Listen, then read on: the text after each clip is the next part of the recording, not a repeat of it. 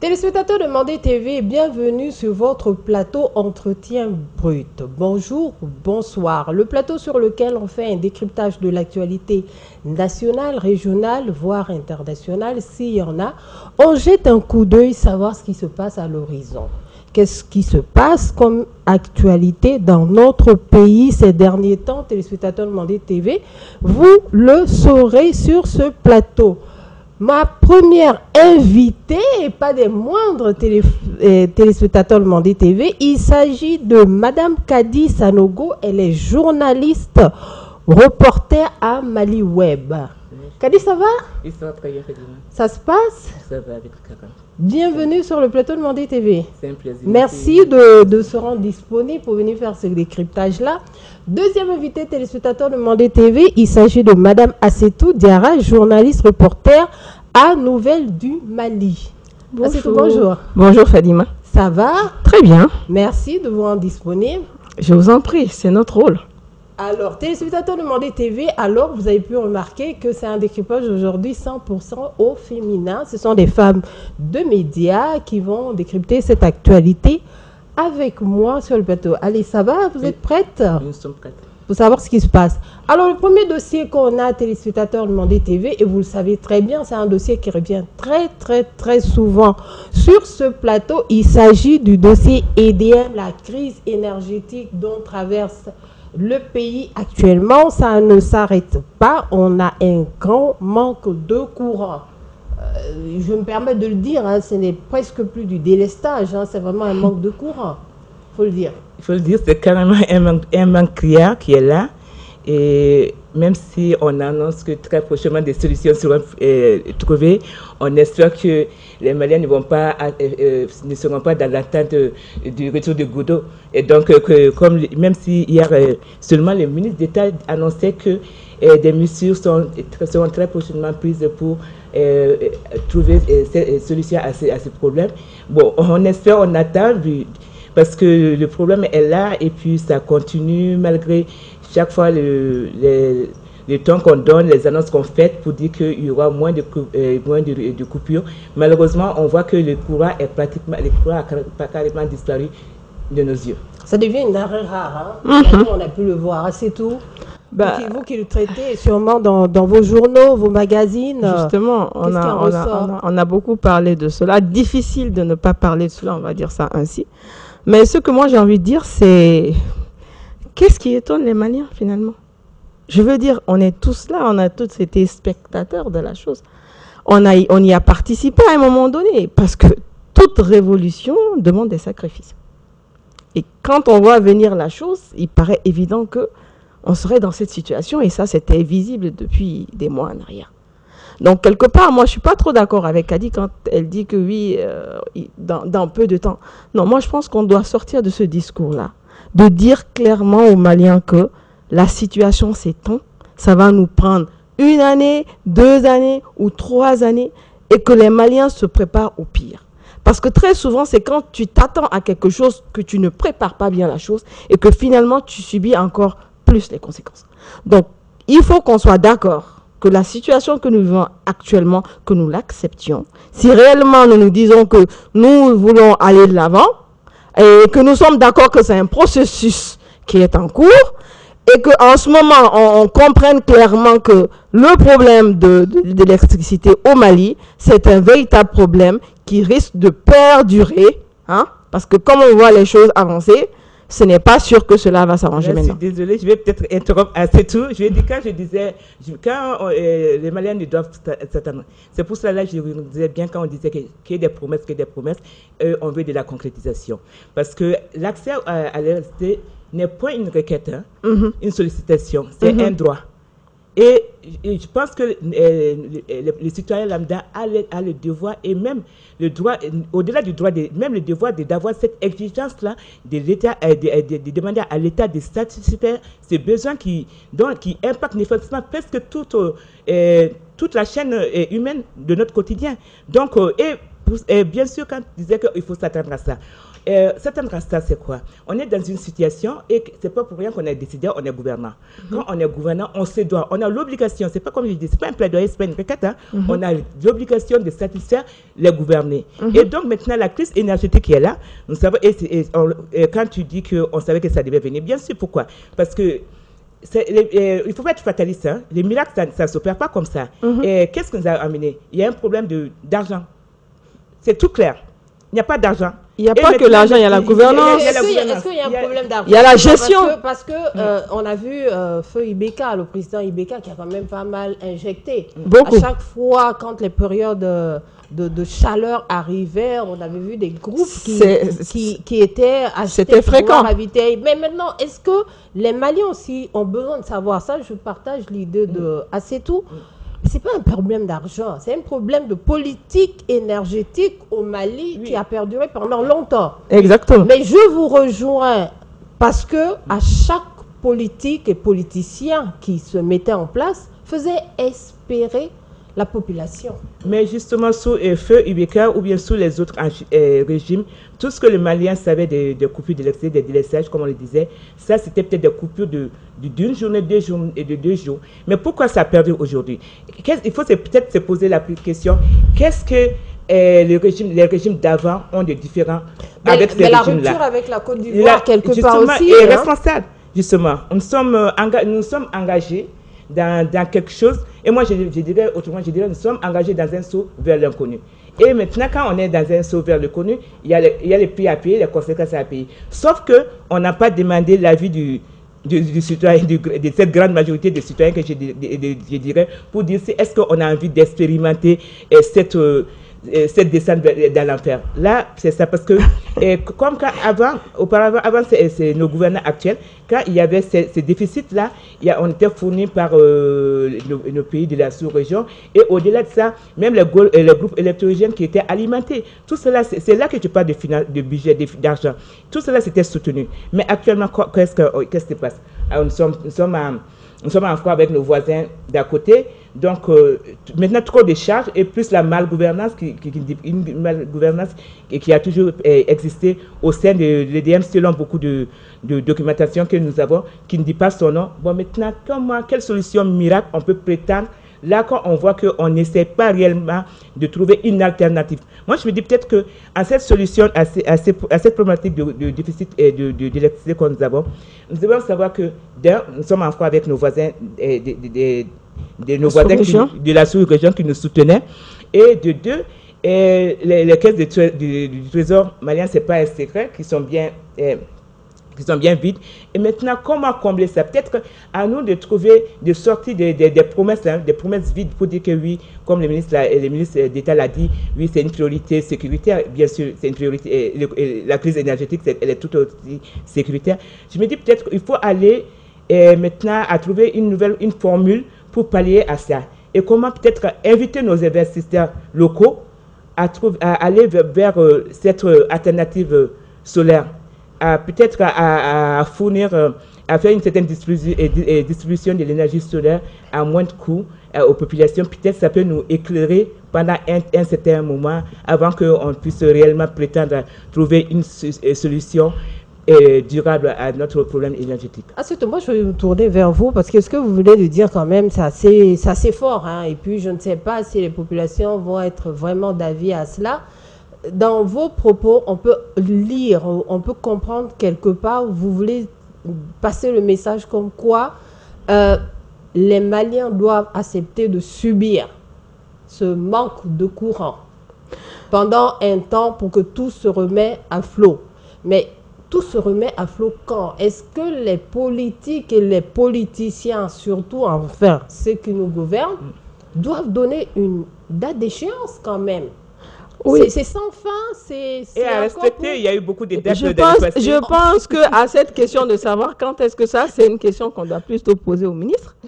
Mais ce qui est évident, ce qui est évident et ce que je voulais dire, c'est que en réalité, quand on dit on veut le changement, souvent on ne se rend pas compte c'est jusqu'à quel niveau. Je veux juste que les gens prennent conscience du fait que quand on veut un changement, souvent il y a des prix à payer. Ça ne veut pas dire qu'on doit le subir obligatoirement. Non, mais ça veut dire, quelque part, faudrait pas, parce que là, quand on rentre sur les médias, tout de suite, c'est tout le temps, oh, ça va pas, depuis qu'on est né, on n'a jamais vu ça, mais depuis qu'on est né, on n'avait pas ce régime-là au pouvoir, j'ai envie de dire. Mais moi, je vais peut-être répondre sur ma conception. Quel changement? Vous la laissez terminer, allez-y. Donc, c'est que, quelque part, et en plus, si on fait réellement l'analyse de la situation, depuis qu'il y a eu les événements en 2018 jusqu'à maintenant, on pouvait facilement comprendre qu'on serait dans cette situation-là aujourd'hui. Il ne s'agit pas de se résigner, il s'agit de se préparer à cela.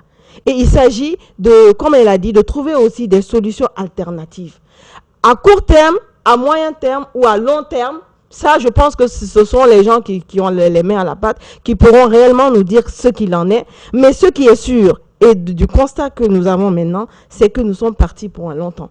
Parce que ce qui est clair, c'est que le Mali aujourd'hui n'a pas les moyens financiers de sa politique d'énergie. Ça, c'est clair. Vous parlez des caisses de l'État, moi je ne sais pas qu'est-ce qu'il y a dans les caisses de l'État. Mais ce qui est sûr, même avant ce régime-là, en période de délestage, quand il n'y a pas d'eau dans le fleuve, il y a des problèmes énergétiques.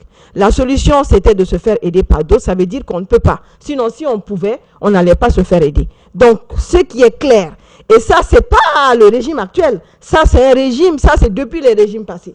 Donc, ce problème-là, on s'attaque à ça en se disant, OK, on est d'accord qu'on avait ce problème et ça fait des années-lumière qu'on a ce problème. Bien sûr, ça s'est aggravé avec toutes les ingérences qu'on a vues dernièrement, mais c'est un problème réel qui existe depuis là. Cherchons la solution et je pense que la transparence est une manière de gérer cette chose-là. Il faut être clair avec les populations parce que quelque part, les populations ont confiance aux gouvernants. Il faudrait que ces gouvernants aussi aient cette transparence envers la société pour nous dire concrètement ce problème-là. Minimum, c'est 3 ans. Minimum, c'est 4 ans. Et donc, d'ici ce temps, attendez-vous à ça. Donc, les gens pourront voir des solutions solaires en attendant, voir comment est-ce que les enfants pourront apprendre les leçons la nuit facilement, voir comment est-ce que les commerces vont évoluer avec les moyens qu'ils ont. Parce que là, le problème, c'est que, vous voyez, durant ces dernières années, il y a beaucoup d'organisations nationales comme internationales qui ont, par exemple, investi dans la jeunesse, à ce que les jeunes créent des entreprises. Ce sont des petites entreprises qui n'ont même pas commencé la croissance, qui sont juste en train de commencer. Ces entreprises, c'est production de jus, production de produits agroalimentaires, production d'œufs, ainsi de suite, des volailles.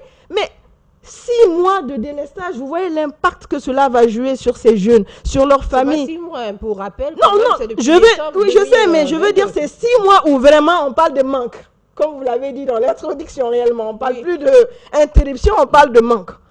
Ces entreprises ne supportent pas ça. Et quelque part, ça influence aussi sur réduire l'immigration. Donc, vous voyez, ça, l'insécurité dans les quartiers, autant de choses que finalement, si la gestion avait été assez transparente, demander aux populations de voir, OK, par exemple, j'ai 10 000 francs, d'accord, au lieu de mettre tous les 10 000 dans la nourriture, je vais mettre peut-être 2 000 francs maintenant à chercher une solution. Mais non, il a fallu que ce soit dernièrement, à l'approche du mois de carême, que les gens commencent à se dire que, ah tiens, là, une situation a été réglée, donc il faut courir à droite, de gauche à droite, aller chercher l'argent pour pouvoir acheter ne serait-ce un petit lampadaire de dehors. Donc, vous voyez le problème. D'accord, merci. Oui, Kadi, vous avez ajouté, je pense. Ce que moi, je voulais surtout dire, c'est que moi, je vais être peut-être j'aimerais mieux que peut-être ma conscience me dise, quand on me dit changement, de quel changement on veut réellement parler. Quand j'entends parler d'annonce de programmation, combien de programmes on avait annoncés et qui n'ont pas été respectés. Donc, comment croire encore à d'autres programmation, comment garder cette lueur d'espoir que oui, il y aura l'électricité. Et quand j'entends aussi suggérer qu'on trouve des alternatives, hein, et quand l'argent, où trouver l'argent? Du moment que même trouver survivre devient un luxe dans ce pays. Donc maintenant, quelle alternative? Je me dis, c'est une obligation. Et maintenant, je me dis, ces changements-là, le citoyen lambda veut bien ces changements, mais les changements avec l'électricité. Parce que cette crise énergétique-là, c'est le plus que c'est quand on dit, on met en avant la crise sécuritaire qui devient une priorité gouvernementale. La crise énergétique, elle va, pour moi, elle se positionne bien avant cette crise sécuritaire. Pourquoi? Parce qu'elle engendre non seulement la question sécuritaire, elle engendre la question sécuritaire alimentaire. Comme vous l'avez dit, combien d'entreprises ont mis les clés sous les portes? Il y a trop. Et aussi la santé. Parce qu'aujourd'hui, les hôpitaux, ils ont vraiment du mal. Hein. Oui. Et aussi, pour rappel, et surtout, on fait un clin d'œil aux populations de Gao récemment qui ont connu, voire 72 heures de coupure d'affilée. Il y avait seulement les hôpitaux et les personnes âgées. Et justement, à Bamako, souvent, quand on fait des déplacements, ne serait-ce que je prends l'exemple de Mopti, on a l'impression que même à Bamako, c'est nous, les 6 heures de courant que nous avons, c'est encore un luxe, parce que c'est des jours et des jours de coupure. Donc vraiment, à l'intérieur, c'est pire. Et la question énergétique, comme je l'ai dit, ce n'est plus un plaidoyer. Et je pense qu'il est vraiment temps que la population vraiment fasse comprendre aux dirigeants qu'on doit régler coûte que coûte, et très bien, et pas très bientôt comme on le dit, hein, mais dans les journées à venir, cette question énergétique au Mali. Quelles sont les pistes que vous pouvez par exemple donner à nos gouvernants aujourd'hui? Parce qu'on a très bien compris qu'il y a un gros problème de communication au niveau du département en charge de l'énergie. La ministre qui est sortie en octobre 2023, il y a de cela 6 mois, de cela, il y a quelques jours, en date du 7 mars, le DG de l'EDM, le directeur de l'EDM qui sort et qui fait espérer les Maliens comme quoi on aura au moins 6 heures d'électricité. Et jusque-là, on est à 3 jours du Ramadan, mais jusque-là, ce n'est pas encore effectif. Hein. Donc, qu'est-ce qui ne va pas? Quelle piste aujourd'hui? Pas de solution par rapport à l'énergie, parce que ça, ce sont les politiques et les politiciennes qui vont mettre ça en place. Mais quelle piste en termes de communication, par exemple, pour nous qui sommes femmes, hommes de médias, à pouvoir rentrer dans leur communication? Pour moi, je pense que le départ, c'est déjà d'accepter la situation telle qu'elle est et de poser la question, qu'est-ce qui peut soulager les populations? Je pense que cette question, jusqu'à présent, cette question manque de réponse. Qu'est-ce qui peut soulager? C'était ça pour moi la question fondamentale à se poser. Si on répond à cette question, aujourd'hui, pour moi, ce n'est pas de sortir, de dire oui, il y aura 6 heures, on aura 6 heures, ok, et le restant de la journée. Qu'est-ce que vous êtes en train de dire si on renverse la question? Vous avez 6 heures, donc tout le restant, sur les 24 heures, vous n'avez pas d'électricité. Qu'est-ce que fait la population? Elle a dit c'est notre droit. Qu'est-ce qu'on fait? Dites-nous, aujourd'hui, nous, c'est ce que nous attendons du gouvernement. Dites-nous qu'est-ce qu'on fait. Est-ce que, par exemple, ils sont là à donner des céréales, mais est-ce qu'ils ont, ne serait-ce que pensé à une simple technologie de lampadaire solaire subventionné à donner aux populations? Sans vous interrompre, je vais vous redonner la parole. La ministre, quand elle est sortie, elle a fait comprendre que le gouvernement mettait en place une stratégie de distribution de kits solaires, notamment pour les petits menuisiers. Mais ça fait 6 mois qu'on attend cela. Il y a eu aussi l'annonce en grande pompe en les petits menuisiers, pourquoi? Et le citoyen lambda qui se trouve dans les quartiers, qui se trouve dans les villages. Et ce citoyen-là, mais c'est ça. L'électricité, ce n'est pas que le professionnel. C'est monsieur et madame, tout le monde. Pourtant, ces kits solaires-là, il y en a plein. Est-ce que c'est subventionné comme le gaz, par exemple, ou je ne sais pas, d'autres denrées? Ça, on aurait pu commencer à le faire depuis le mois d'octobre. Parce que fondamentalement, on ne se pose pas la question. C'est vrai que l'EDM peut donner tant. On est d'accord. Mais maintenant, quelles sont les solutions pour soulager les populations? C'est ça l'alternative qu'on cherche. Et on cible maintenant les services sociaux de base. La santé, l'éducation, tous ces différents secteurs-là, on voit, secteur par secteur, qu'est-ce qu'on peut faire pour soulager ces secteurs-là. Ce n'est pas aux enfants. Maintenant, on va avancer comme ça. À la fin de l'année, les examens vont venir. Il y a beaucoup d'enfants qui vont échouer. Et on ne va pas penser à l'électricité. Alors que l'électricité, si on fait une étude sur ça, on va se rendre compte qu'ils ont leur part de responsabilité dedans. Donc, qu'est-ce que fondamentalement le gouvernement peut faire pour soulager? Parce que indirectement, eux-mêmes viennent d'avouer que sur les 24 heures, il n'y a que 6 heures qui peuvent. Et le restant là, ils font quoi? Moi, c'est ça ma question. D'accord, merci beaucoup, Kadi. C'est absolument raison. Mais comme je dis, moi, je me dis, à l'heure où nous sommes, c'est plus aux solutions qu'on doit penser. Et ça ne sert à rien de se jeter la pierre. Nous sommes dans une situation délicate et nous en payons les plus chers tous. Donc, ça ne sert plus, moi je me dis, ça ne sert plus à grand chose, les communications hasardeuses de certaines... Bon, de toute la chaîne ministre et DG de l'État. Nous montrer tous les groupes là et tout ce qui s'ensuit. Ce sont des propagandes, des communications quand même qui sont un peu ratées. Il faut le dire. Nous sommes femmes de médias, nous sommes dans la communication, mais la communication ne donne pas parce que il y a eu l'émission Balikwa Tassra avec la ministre de l'énergie, le discours qu'elle a tenu là-bas et puis le reste des discours dans les sorties. Enfin, le peu d'espoir. Le peu d'espoir qu'on avait là, elle a tué ça ce jour-là. Comme Boutade même, c'est marrant parce que souvent on te dit, après chacune de ses sorties à elle ou du DG, la situation s'empire.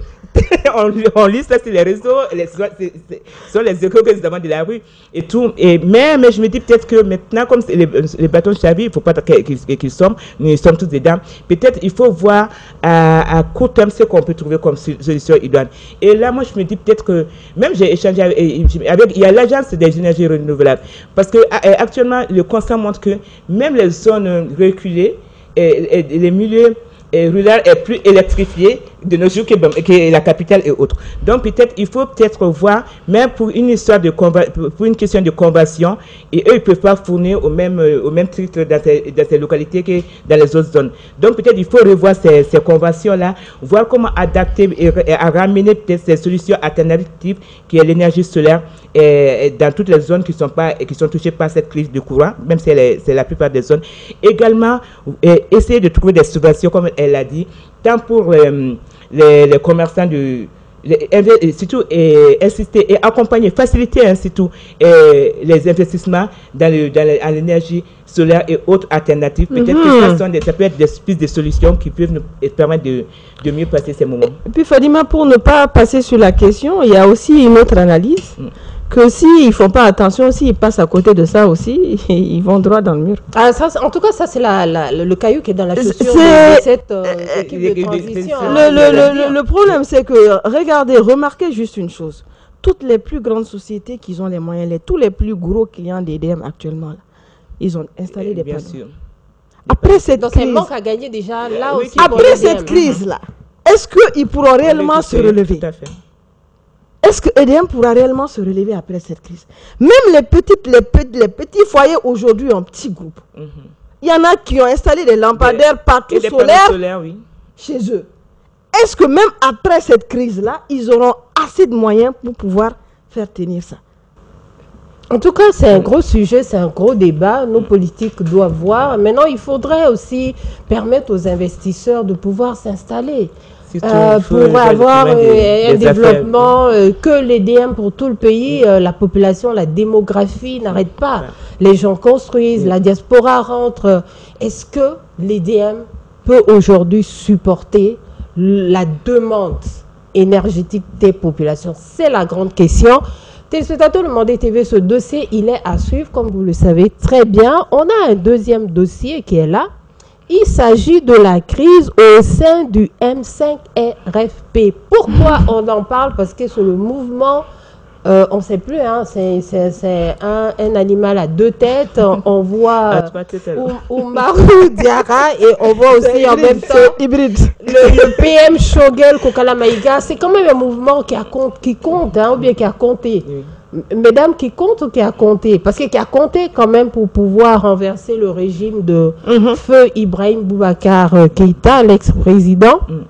Et aujourd'hui, patatras, le PM aujourd'hui a des dossiers sous la main. Je comprends qu'il oublie même la gestion du pays un petit peu parce qu'il faut s'accrocher. Il faut sauver la case du M5. Tout à fait. Kadi, je vais avec vous. D'accord. Non, justement, la situation au niveau du M5, comme vous l'avez dit, c'est le M5 qui a renversé dans ce régime. Et même si, avec nos dirigeants qui sont venus parachever le travail. Donc, mais... Ce qui ne sont pas trop d'accord maintenant. Ce qui se passe au sein du M5 pour moi, moi personnellement, ça ne m'étonne pas trop. Je me dis parce que, oui, ça m'étonne personnellement, ça ne m'étonne pas trop. Tu sais, quand on ouvre la boîte de Pandore, il faut s'adapter à tout. La première erreur du M5, c'est quoi? Les M5, ils se sont battus pour un idéal. Ils avaient élaboré une feuille de route. Déjà, pour des raisons bien à eux que nous connaissons, d'ailleurs, cette feuille de route qui n'a pas été acceptée, ceci n'a pas empêché pour une grande partie du M5 de s'allier, d'aller avec la grande mouvance. Et ceci a donné, à la suite, on a assisté bien sûr à une première sortie du M5 qui est le M5 Marie-Croix. Donc pour des divergences d'idées, on se retrouve avec ça. Et maintenant, les clans comme vous venez des clans Choquel et puis les clans Maître Moutagatal qui s'affrontent maintenant, à un certain moment de l'histoire, ils s'accordaient, les violences s'accordaient. Pour la petite histoire, moi je me dis peut-être que les intérêts personnels n'étaient peut-être pas mis à risque. Mais parce que moi, personnellement, je vois cette lecture-là, je me dis peut-être, c'est actuellement quand j'attends les discours des deux côtés, ça me fait le cœur au-delà du sourire, c'est parce que je me dis quel modèle ces gens sont en train de donner à la nouvelle génération. Parce qu'avec, on assiste plus à des attaques personnelles, on assiste plus à un combat de partage de gâteaux que d'intérêt public. Tout à l'heure, on parlait de crise d'énergie. Il y a la crise sécuritaire, il y a la conjoncture. Vraiment, il y a des vraies questions qui devraient être mises sur la table, que ce ne soit pas l'un des clans. Mais je vois que ce n'est pas ça, c'est juste un clan qui se sent mis de côté, un clan qui se sent moins concerté. C'est plus des intérêts plus pour des postes que pour des personnes que vraiment pour des questions de la nation. Mais comme on dit, peut-être que si c'est une relation n'a pas été conçue autour d'un idéal et que c'est plus c'est l'intérêt personnel qui prime sur l'intérêt général, donc on s'attend à ça. Et je vois que la grande population, le peuple, quand on voit que, on sent que le peuple est désintéressé par ce qui se passe réellement au sein du M5-RFP, et que ce soit les clans du Maître Moutagatal ou bien du Premier ministre, c'est devenu un combat entre loups. Et on voit ce combat-là, c'est plus un combat de postes, de personnes que pour l'intérêt général de la grande population. Merci. C'est tout? Oui, Fadima, ce sujet-là, franchement, c'est pas un sujet sur lequel j'aime trop parler parce que, comme elle a dit, il y a peu d'intérêt public dedans. Le M5 RFP, on l'a connu lors de Feu Excellence Ibrahim Boubacar Keïta, le renversement de son pouvoir. C'est un mouvement qu'on a vu à l'époque unitaire, qu'on a vu où il se rassemblait, il faisait sortir vraiment les populations. Les populations étaient d'accord autour d'un idéal. Les populations étaient d'accord sur le fait qu'ils s'attaquaient à des problèmes de préoccupation publique. Mais dernièrement, ce qu'on a vu à travers la sortie de Maître Moutagatal, c'est plus un problème lié à eux. Personnellement, c'est vraiment le M5. Ils ont un problème de gestion interne. Moi, je le dis comme ça, hein. Je ne vois pas jusqu'à présent l'intérêt public dedans.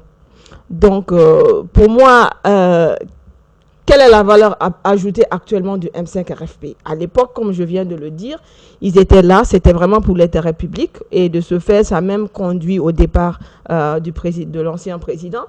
Maintenant qu'il est parti, il y a un nouveau régime qui est là. Donc, finalement, qu'ils nous disent clairement, maintenant, leur mission et leur objectif, c'est quoi? Pour que nous aussi, on puisse comprendre. Parce que sinon, c'est très ambigu actuellement, pour ma part. C'est très ambigu. On ne comprend pas bien l'intérêt de tout ça pour la population. Si c'est vraiment le départ de Choguel, ok, le départ de Choguel du M5 RFP, quel impact? Est-ce que ça veut dire que si Choguel part du M5, il doit quitter le poste de Premier ministre? Est-ce que c'est ce qu'ils veulent nous dire? Je ne l'ai pas entendu officiellement en tout cas. Mais ils ont dit qu'ils veulent qu'il parte. Ok, mais qu'il parte du M5 RFP. Je pense que une association, c'est un droit civique, c'est dans la constitution du Mali. Si ils font l'assemblée générale et que selon ce qu'ils ont dit dans leur texte, s'il y a des arguments pour que Choguel parte, ils le font partir. Et ça ne vaut pas la peine de faire du bruit pour ça. Sincèrement. Oui, moi, je pense aussi qu'au-delà de ce départ, à travers peut-être ce départ, ou bien cette décision du Premier ministre au poste de président du M5 RFP, c'est pas seulement, je pense qu'on lui reproche de ne pas constater les autres, d'être clanique. Mais ça, c'est le M5 RFP. Oui. Et je pense qu'il lui est reproché même sa gestion même du gouvernement. Ok. Donc, c'est ce qui vient impacter même... parce qu'il est censé représenter... Ça veut dire quoi? Ça veut dire que le M5 RFP sort des lignes que le PM doit pouvoir exécuter étant dans le gouvernement. Oui. C'est ça. Là, ça veut dire un gouvernement bis alors? Non, pas un gouvernement bis, mais parce que c'est cette question, moi je me dis peut-être, je peux essayer de la comprendre. Parce que du moment que le Premier ministre, si le choix a été porté, le choix de ses pairs du M5 a été porté sur lui pour aller les représenter au sein du gouvernement, peut-être pour être ce porte-parole-là. Mais comme je l'ai dit, parce qu'en principe, il faut voir déjà le début et le commencement les fondations du M5. Et ce qui était censé être, c'est pour ça que moi je parle de feuille de route. Lui, il devait être celui qui exécute la feuille de route. Mais du moment qu'une fois nommé et que le Premier ministre aujourd'hui, il s'en cache pas, il le dit très bien. J'ai peur d'employer les mots, je sais pas. Il vomit un peu tout ce qui est classe politique. Donc l'histoire est peut-être est refaite autrement par lui. Mais quand même, lui, il a bien montré que maintenant, lui, il est plus militaire. Il veut un régime militaire. Donc, il n'est pas dans le cheminement de la démocratie. Kadi, ça... non, pardon, je me dis, depuis ce moment... Ça reste toujours la parole d'un homme politique. Kadi, et vous savez, la parole d'un homme politique, ça vaut ce que ça vaut. Ça vaut ce que ça vaut. Ça reste la parole d'un homme politique. Non, je fais parce qu'il n'est pas militaire jusqu'à preuve du contraire. Je fais juste une lecture moi, je ne me fixe que sur les déclarations, les propos qu'il annonce lui-même. Donc, c'est ça. Ce sont des propos qu'il tient. Et là, c'est... Kadi, pour vous rejoindre quelque part, au début, quand le Shogel Kokala Maïga a été nommé PM, les premières semaines, les premiers mois, il tenait des réunions encore au QG du M5. Là, en ce moment, tout allait. À cette époque-là, c'est là qu'on a vu Oumarou Diarra intégrer le gouvernement et tout. Mais non, la lecture du partage de gâteau... Il y a beaucoup qui sont entrés. Mais qu'est-ce que vous faites du clan même du M5 Malikoura? Non, là, on n'en parle plus. Parce que c'est ça. Moi, je me dis, c'est là, le clan, c'est-à-dire le M5 conduit par Oumarou Diarra et Maître Mouta Katal, je ne les soutiens pas. Parce que moi, je me dis, si les pratiques qu'ils dénoncent, les pratiques du Premier ministre qui dénonce, s'il devait dénoncer et de façon vraiment impartiale, il devait le faire plus tôt. Kadi. Il devait sortir peut-être, il devait plus le soutenir plus tôt. Mais maintenant, c'est quand peut-être l'ancien ministre humanitaire en charge social, le ministre délégué a été il a été relevé. Partage de gâteau. Oui, donc, on n'a plus la bouche dans le regard. Pour moi, là, quand l'enfant tombe du dos de sa maman, là, il y a quoi à dire encore là-bas? Non, mais je vois ce que moi... La lecture qu'on peut faire, mesdames, si vous permettez, la lecture qu'on peut faire, peut-être qu'ils sentent un remaniement possible. Un remaniement pour faire quoi? Non, un remaniement possible. Et on sait aujourd'hui qu'avec la gestion de la transition actuelle, ce sera très difficile de pouvoir écarter le M5 RFP. Oui. Voilà. Parce que moi, je me dis... qu'on les reconnaisse, si on est dans plus la situation difficile dans laquelle on est, ça perdure, c'est parce qu'on essaie de mettre de côté certains fils du pays. Qu'on le veuille ou non, aucune nation ne se construit sans être inclusif, sans la participation de tous. Qui qu'on a exclu? La classe politique est exclue, est vomie, comme je l'ai dit le mot, par l'actuel Premier ministre. Mais lui-même, il est membre pourtant de cette classe politique. Non, il vomit, il est dit dans ses discours. Et il est dit ça, il le réclame et de façon, avec fierté. Il dit que c'est la classe politique qui a échoué, qui a mis le Mali en retard et tout et tout. Ça, c'est même pas, ça c'est une vérité reconnue qu'il a dit. Il s'en cache pas, il l'assume. Mais maintenant, je pense que même là, les militaires sont là, ils sont dans une démarche plus inclusive. Hein. Quand on voit les rencontres avec le Premier ministre, l'ancien Premier ministre Moussa Mara et autres. Donc, et pourtant, je pense que pour beaucoup, et notamment pour les M5 de clan Oumarou Dia et Maître Moutakatal, c'est peut-être le Premier ministre Choquel qui est cette barrière-là qui veut obstruer la participation effective de l'ensemble de la classe politique. Donc, je pense qu'il est plus combattu pour ça. Et même, bon, que ce soit aussi plus... C'est une lecture quand même assez... En tout cas, moi, je pense que le M5, pour moi, n'a plus sa place dans tout ça. Sincèrement. Non, il y a beaucoup d'autres organisations qui sont là. Dans ça. Moi, pour moi, vraiment, au jour d'aujourd'hui, comme on a dit, on ne veut que personne ne soit exclu.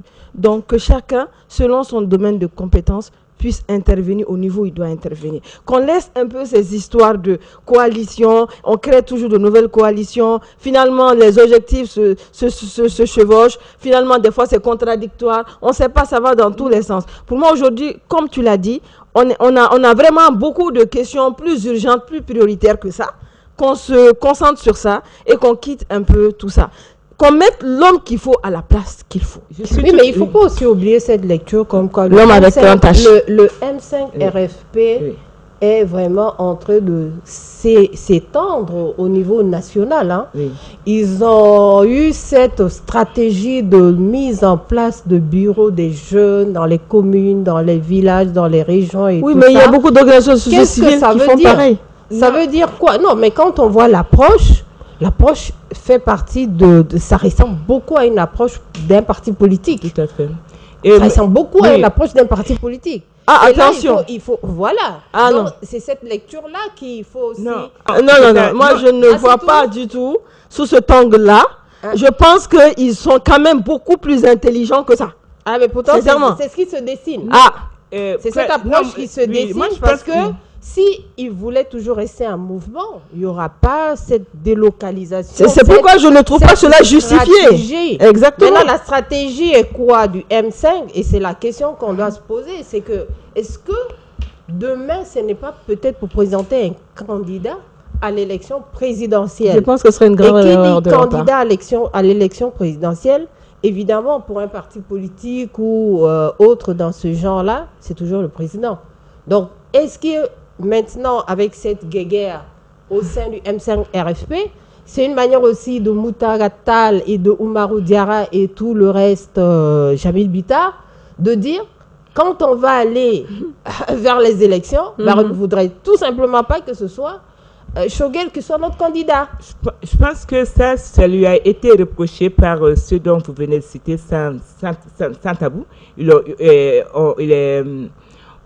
Comment dire, peut-être qu'ils ont eu peur, peut-être qu'ils instrumentalisent, comme il y a la main dans la patte, qu'ils instrumentalisent peut-être la chaîne pour aller à sa faveur, d'où même la question qu'on lui aurait posée, à savoir s'il voulait se présenter à la future présidentielle. Mais c'est là où moi je voulais peut-être revenir, c'est s'agissant du M5, ce que je veux dire, qu'on le veut ou pas, le M5 a quand même un certain poids. Et qu'on le veut ou pas, la classe politique, le Mali ne se construira pas sans eux. Il a quel poids? Non, qu'on le veut ou pas. Quel poids? C'est ce poids-là qui a fait partie de l'ancien régime. Oui, il est déjà parti. Il est même décédé. Et c'est à cause c'est à cause de ce poids qu'on les a confié la primature. Et maintenant, même c'est vrai que même si actuellement... Donc, est-ce que vous êtes en train de dire que... Donc, maintenant, finalement, c'est ce poste-là qu'il cherche à travers toute cette guerre-là. Est-ce que c'était ça ma question au départ? Est-ce que c'est Choguel part du M5 ou bien est-ce que c'est Choguel part pour que nous, on envoie quelqu'un d'autre à sa place à la primature? Pour moi, même... Moi, c'est ça. Finalement, c'est la guerre qui se passe va même au-delà du poste de la primature. Parce que la guerre qui se positionne pour moi, ça va, comme je dis, ça se projette dans le futur, l'après-transition. La présidence. La présidence. Et c'est ce qui se joue là, à ce moment. Donc, cette guerre, c'est plus ça. Bon, mais maintenant, sauf que le peuple, le grand peuple, comme vous l'avez dit, avec tous les problèmes, comme je dis, un peu concerné par cette cette guerre qui se passe entre eux politiciens. Je pense que... Mais une réalité est que, comme on l'a dit, parce que même avec les délais, qu'on dit, il faut être pratique, nous trouver des pistes de solutions qui peuvent nous éviter les pires. Et nous faire suivre un peu. Et là, je pense qu'ils doivent se mettre à la même table de discussion, essayer de trouver une voie concordante et puis essayer de relever le pays. Sinon, je pense que ce serait une grosse erreur de mépriser l'un de ces clans-là, parce que qu'on le veut ou pas, ils ont quand même chacun leur poids. D'accord, merci. C'est tout. C'est tout, peut-être 2-3 mots pour terminer ce dossier qu'on mettra de côté. J'ai déjà trop dit sur ce sujet-là, je pense, parce que vraiment, ce sont nos tontons, on les aime bien, mais sincèrement, le Mali n'a pas besoin de ça maintenant. Ce sont des hommes politiques, s'ils ont des ambitions politiques, qu'ils aillent faire leur campagne, qu'ils aillent faire préparer leur QG pour avoir des activités politiques et ainsi prétendre au poste de président de la République. Mais vraiment, pour le moment, le Mali n'a vraiment pas besoin de ça. Et moi, je ne vois pas vraiment l'utilité du M5 actuellement pour le développement de notre pays à ce stade-là. Merci beaucoup. Alors, sans plus tarder, téléspectateurs de Mandé TV, on va aller sur notre dossier final. Les dossiers nationaux, on en a bouclé, ou disons, mis de côté plutôt. À l'occasion de la journée de la femme, célébrée le 8 mars chaque année, on est dans le mois de la femme. Moi, j'aurais juste une question pour vous, en tant que femme de médias. Quelle place vous pensez que la femme malienne occupe en ce moment? Quelles sont les perspectives pour cette même femme malienne concernant la parité du genre, l'égalité et les droits de la femme? C'est lourd. C'est lourd. C'est bien dit, c'est lourd. Parce que malheureusement, moi j'estime que avec l'actuel contexte du pays, on a enregistré une forte régression des acquis de nos droits. Alors que actuellement, les femmes sont les premières touchées par tout ce qui se passe. Les premières actrices, mais en même temps, des actrices passives.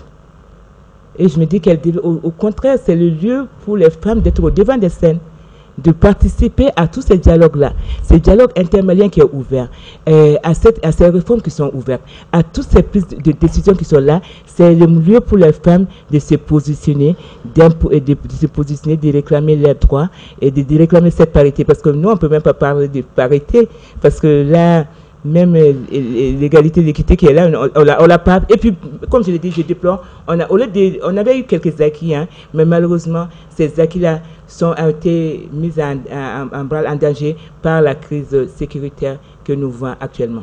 D'accord, ça c'est votre lecture. C'est tout. Ouais, le 8 mars. Ce que moi j'ai envie de dire, c'est, vous savez, le 8 mars, chaque année, on célèbre.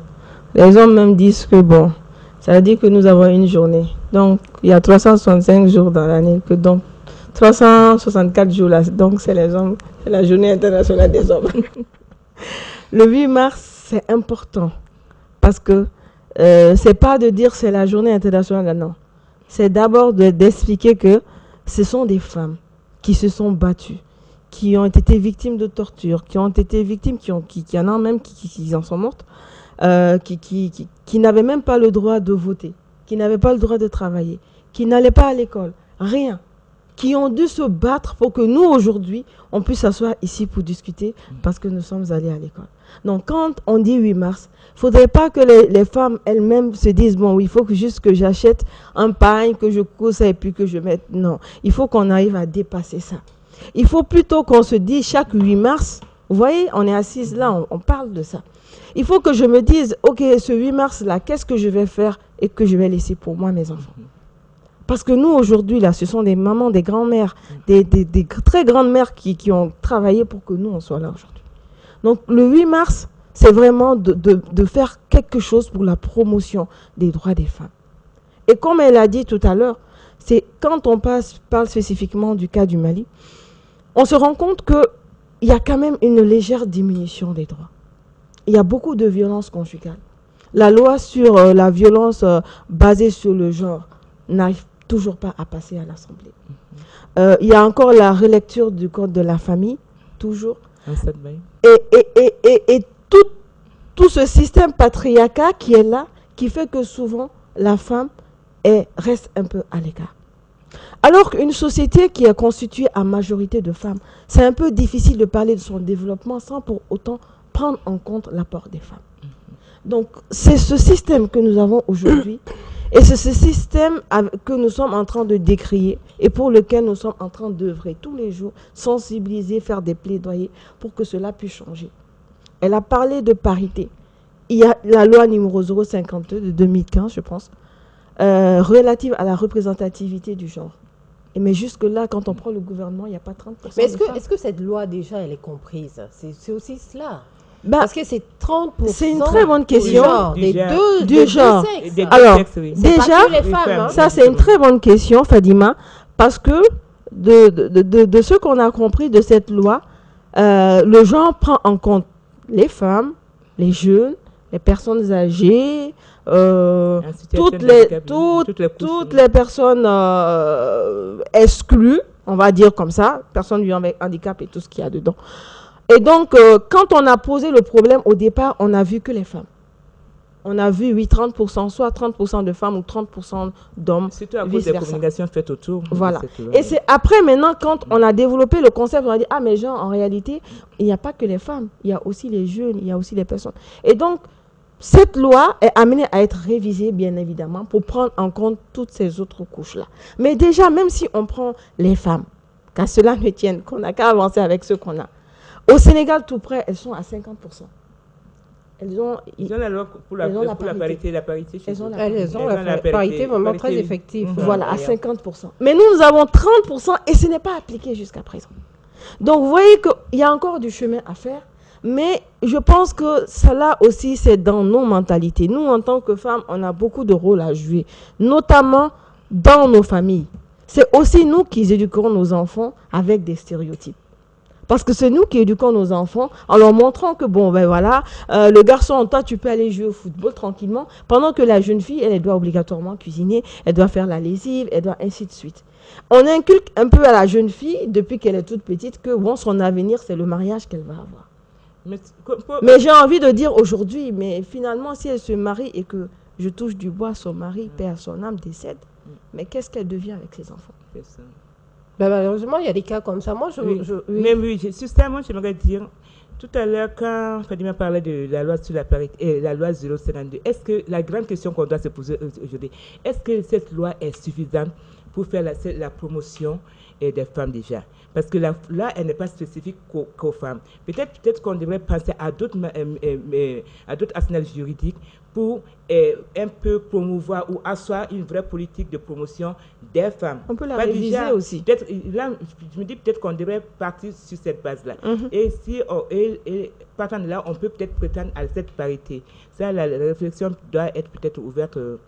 Moi, je pense qu'on est loin. Déjà qu'on ait les 30% effectifs déjà pour le moment. Non, je pense que ce serait bien. Et puis ça, ce n'est que des postes nominatifs. Oui, mais pour l'avoir, ça n'a pas été facile. Oui, postes nominatifs électifs. Et la grande majorité des femmes qui sont là, qui ne sont pas concernées par cette loi, elles font comment? Vous savez, l'argument qu'ils ont quand ils disent ça, pourquoi on n'a pas les 30%, on sait qu'en réalité, il n'y a pas les femmes compétentes. Et qu'on a plus l'impression que... Mais justement, c'est la question que j'allais demander. Voilà, et qu'on dise que oui. Ces femmes qui arrivent à accéder à ces postes de responsabilité, aussi peu nombreuses qu'elles sont, est-ce qu'elles remplissent pleinement ce poste et qu'elles apportent quelque chose? Oui. Moi, j'affirme ça, j'affirme sans rougir.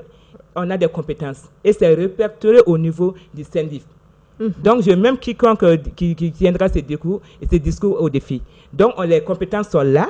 Et il y a la plateforme des femmes anciennes ministres et députés qui sont là, qui ont répertorié un certain nombre de femmes qui sont là pour répondre à ces besoins-là. Donc, vraiment, c'est une fuite à l'avant.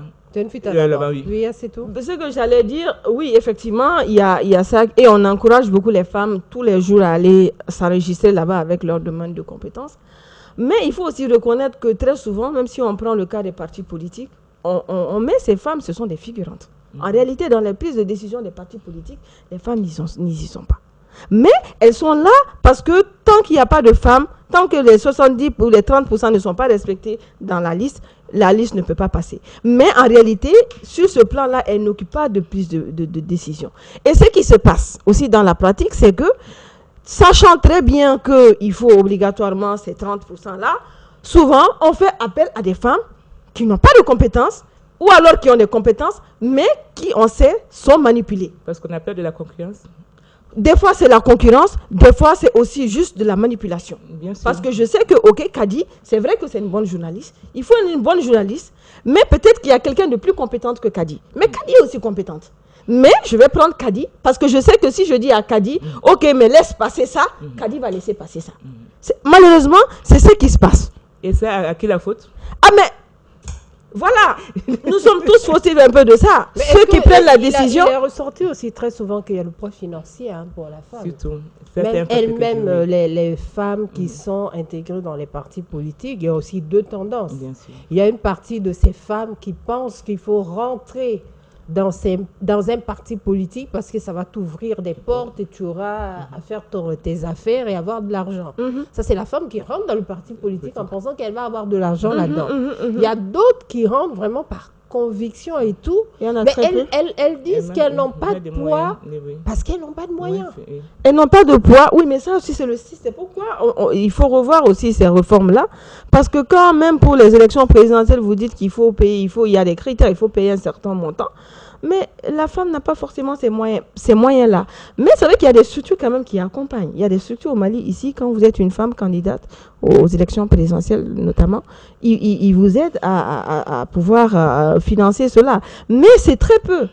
Et finalement, les femmes, comme vous dites, qui osent, on va dire qui osent, hein, parce qu'il faut vraiment oser. Parce que c'est vraiment un milieu, c'est restreint.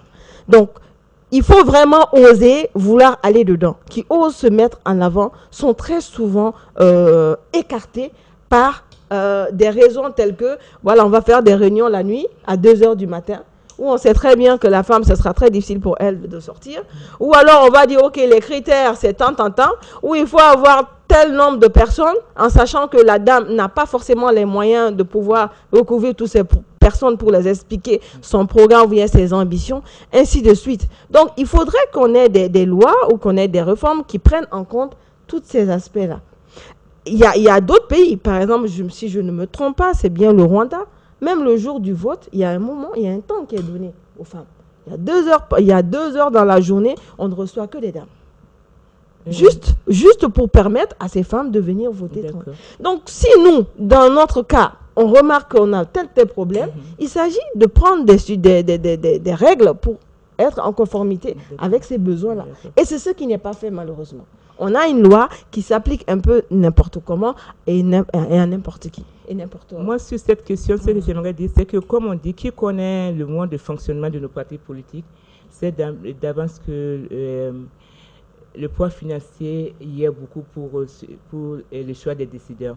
Et malheureusement, comme ça a été souligné tout à l'heure, les femmes ont ce manquement-là, cette insuffisance financière, oui, pour s'imposer au sein des partis politiques, c'est-à-dire se trouver ceux qui vont voter pour eux. Mais au-delà de ça, il y a aussi ces déficits de formation.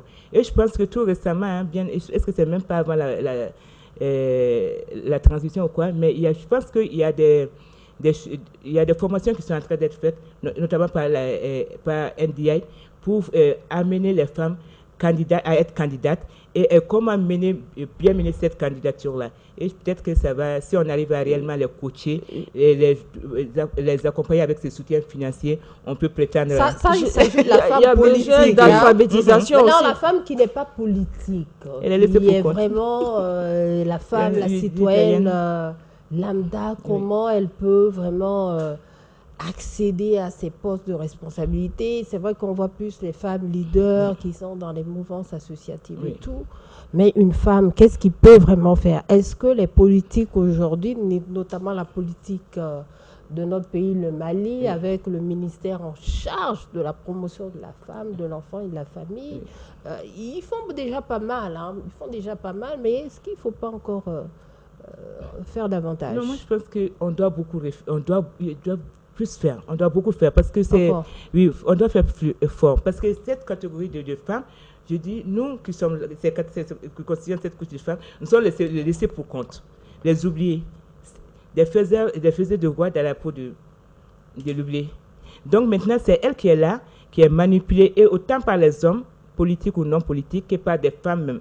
Parce que, comme elle a dit, on les utilise plus comme des figurantes. Elles ne sont pas systématiquement concernées, et concernées par des prises de décision, et aussi même par la loi 052 ou bien d'autres mécanismes qui viennent. Elles ne répondent pas systématiquement aux critères là. Donc peut-être, moi je me dis, ce que peut-être les départements de la promotion devraient faire, c'est de descendre vraiment, descendre encore plus bas. Oui, encore plus bas, coacher. Et nous, les hommes des médias, surtout les hommes des médias, avec tous les hommes vraiment, et les femmes encore plus, parce que ce sont nos pères, on doit plus maintenant nous focaliser sur des productions médiatiques, aller vers ces femmes-là, les faire comprendre, de par notre métier, quel rôle elles peuvent jouer. On peut ne pas être allé à l'école, on peut ne pas appartenir à un parti politique, mais quand même qu'on a sa pierre à apporter à l'édifice national. Donc peut-être il faut descendre vraiment dans les couches, à la base, changer de discours, changer des propositions pour que peut-être l'éveil de conscience puisse être fait au niveau de ces femmes-là. D'accord, c'est tout. En plus des hommes de médias, moi je pense aussi surtout le rôle de la société civile. Parce que ouais, le gouvernement il a un niveau assez élevé, mais c'est le rôle de la société civile de descendre vraiment très bas auprès des populations, pour les expliquer le rôle justement qu'elles ont dans tout ça. Et l'alphabétisation. Il faut vraiment qu'on pense à renforcer ou à promouvoir ou à encourager les jeunes filles à aller à l'école, à comprendre leurs droits civiques, politiques, tout ce qui s'ensuit. Parce que tant qu'il n'y a pas ce niveau d'alphabétisation, c'est difficile d'évoluer dans un état démocratique. On parle de démocratie, mais les gens n'ont pas compris c'est quoi la démocratie. Est-ce que nous-mêmes on est prêts? Parce que si on est vraiment prêt à la démocratie, cette question de donner sa voix pour voter ne devrait pas se poser. Et les femmes, nous sommes la majorité. Donc le développement ne peut pas se passer. Obligatoirement, il faut qu'on y participe, sinon cela ne peut pas se faire. Et la formation, elle est là, mais c'est la sensibilisation surtout. Parce que ce sera très difficile de former une personne par personne. Ça va être difficile. Mais il faut pouvoir sensibiliser, informer les populations de leurs droits, de ce que c'est que la démocratie elle-même. De laisser les jeunes filles aller à l'école. Encore une fois, il faut qu'on laisse les jeunes filles aller à l'école. Ce qu'on remarque, c'est que la jeune fille, elles arrivent au niveau fondamental, lycée, à partir de lycée jusqu'à l'âge de mariage, elles disparaissent. Donc, quand malheureusement, intellectuellement, on n'a pas un certain niveau, on ne peut pas faire une certaine analyse. Et on se fait facilement manipuler. Et c'est aussi le rôle de l'éducation aux médias. Parce qu'il y a beaucoup d'informations, notamment sur les réseaux sociaux, il y a des flux d'informations qui passent. Souvent, même quand tu entends l'information, tu n'as pas besoin d'être un expert pour savoir que cette information est fausse. Mais malheureusement, les femmes, les jeunes, elles y croient. Sur les routes du marché, là. Quand vous écoutez ce que les femmes se disent, des fois quand j'entends ce qu'elles disent, des fois je me demande si c'est le même pays, le même Mali dont on est en train de parler. C'est important. Elles n'arrivent pas à faire cette critique de l'information. Si bien que facilement, n'importe qui peut se lever et leur dire « Ah, telle personne, je me rappelle, il n'y a même pas si... » Elles y croient assez facilement. Elles sont là, il y a tel ministre, un ministre d'un pays d'à côté que je n'ai pas cité. Elle l'insulte juste parce qu'il y a quelqu'un qui a dit qu'il a fait ça qui n'était même pas vrai. Vous voyez, donc, tant qu'il n'y a pas cette sensibilisation et la société civile, il y a beaucoup, c'est ça le rôle de la société civile. Que la société civile arrête de se politiser, déjà, de laisser les politiques en paix, déjà, et de se concentrer sur le travail d'amour. Que le gouvernement travaille avec la société civile. Il n'y a pas que NDA, il y a le Fonds d'appui au moteur de changement, il y a beaucoup d'acteurs, beaucoup, il y a beaucoup franchement, et c'est le lieu aussi de saluer toutes ces organisations, nationales comme internationales, qui nous accompagnent, mais le travail, il est là, il faut qu'on s'y mette. Et nos jeunes filles, demain nous les femmes, nos jeunes filles, c'est nous qu'elles vont regarder. Comment vous voyez la femme malienne dans 5 ans, des 5 années à venir? C'est une question que Parce je que pose très souvent. Vous avez un regard.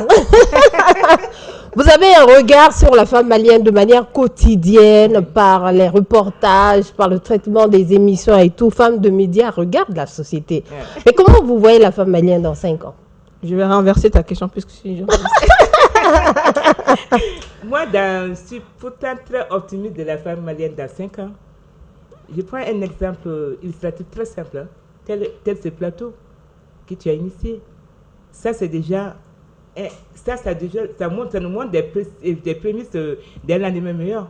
Donc la femme malienne dans 5 ans, moi je la vois plus épanouie, qui s'exprime, plus autonome, parce qu'on voit de plus en plus que les femmes sont focalisées sur l'autonomisation, et plus indépendantes financièrement. Sur tous les autres domaines, elles seront vraiment impliquées plus participantes dans les décisions, des décisions aux affaires publiques. Donc la femme est malienne dans 5 ans. Il y a du positif devant, c'est tout. Je la rejoins complètement. Sur ce point-ci, je la rejoins complètement. Je sais que j'ai dit, je renverse la question. Il y a 5 ans en arrière, si je regarde, il y a 5 ans en arrière, franchement, je vois des jeunes filles aujourd'hui qui disent, oui, il faut que je fasse quelque chose pour gagner 10 francs. Il y a 5 ans en arrière, je voyais des dames toujours assises. Ah, il faut que j'ai un malien. Il faut que je me taille les ongles. Il faut que... Aujourd'hui, je vois vraiment plus de jeunes dames à vouloir se battre, à vouloir se dire que, ok, loin de là, nous ne voulons pas prendre la place des hommes. Qui voudrait des problèmes, tiens. On n'en veut pas. Mais on se dit, ben, aujourd'hui, ce n'est pas comme le temps de nos mamans, où le jardin de l'enfant, ça coûte cher. La santé, ça coûte cher. Le loyer, ça coûte cher. La nourriture, ça coûte cher. On se dit, le mari seul, à lui, c'est pas évident. Donc on se dit, ben, quand même, il faut qu'on l'aide. Cette vision, il y a cette mentalité qui est en train de grandir. Il y a vraiment cette vision de se dire que, bon, ok, qu'est-ce qu'on peut faire nous aussi? Vous voyez, il y a juste 5 ans en arrière, vous traversez la ville de Bamako, vous ne verrez pas beaucoup de panneaux avec les dames. Bien ou pas, ça, c'est une autre question. Mais vous voyez plein de tables, beaucoup de panneaux publicitaires. Il y a des femmes sur l'affiche qui font passer des messages. Vous remarquez? Oui, bien sûr. Tout à fait. Il y a 5 ans en arrière, est-ce que vous en... C'est du positif, mais il faut que les femmes se soutiennent. C'est solidarité féminine, oui. Et je n'aime pas trop le langage qui dit très souvent, oui, le problème des femmes, c'est les femmes. Non, je ne suis pas tellement d'accord. Je serais peut-être d'accord à 80%.